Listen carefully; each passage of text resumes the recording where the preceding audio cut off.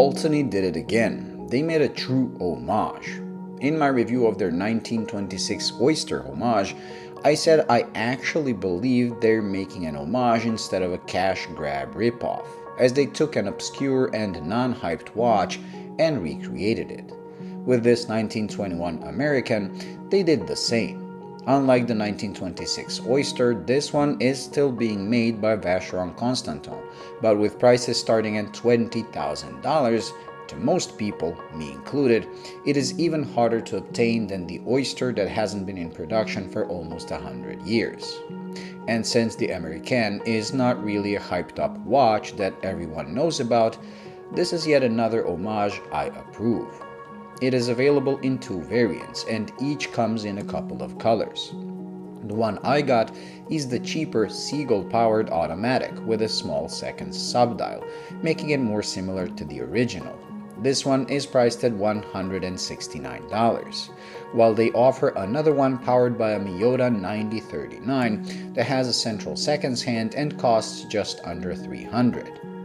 Even though Miyota 9039 can be considered a premium movement compared to this, I prefer this version, as lack of a crooked seconds subdial removes some of the quirkiness American is known for.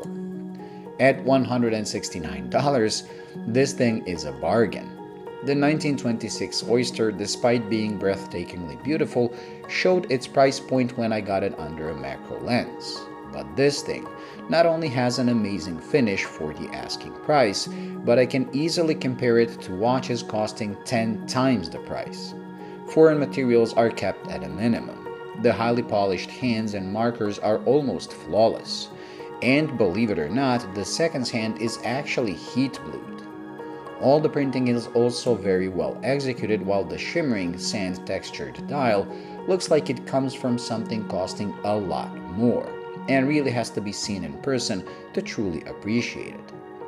The impeccable finish is continued on the highly polished case that is made with hardened steel, which will hopefully keep some of the scratches away. The watch is just a tad over 38mm in diameter and under 45mm lug to lug, which makes it wear nicely even on my small 6.5-inch wrist.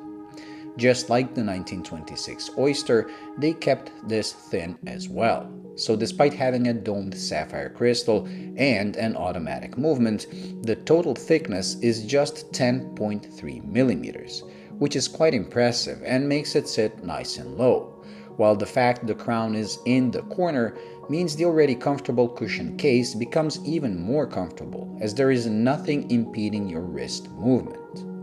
Even the strap is surprisingly high in quality and helps the watch wear comfortably. One thing that I cannot capture nor describe as correctly as I would like is just how gorgeous the watch is.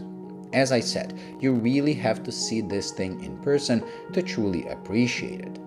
My camera simply lacks dynamic range necessary to capture the way this thing shimmers and changes as you move it around, especially when you expose it to a more direct and harsh light. I really didn't expect to like this watch as much as I do, and if you like the look, or if you're one of about 20 people who really can purchase the real deal but want to check out if the design is for you first, you really can't go wrong with this one. It really is that good, and when you consider the price, it becomes a true bargain. Thank you for watching. I hope you enjoyed and found it useful. If you did, please like and subscribe, and until the next video, bye.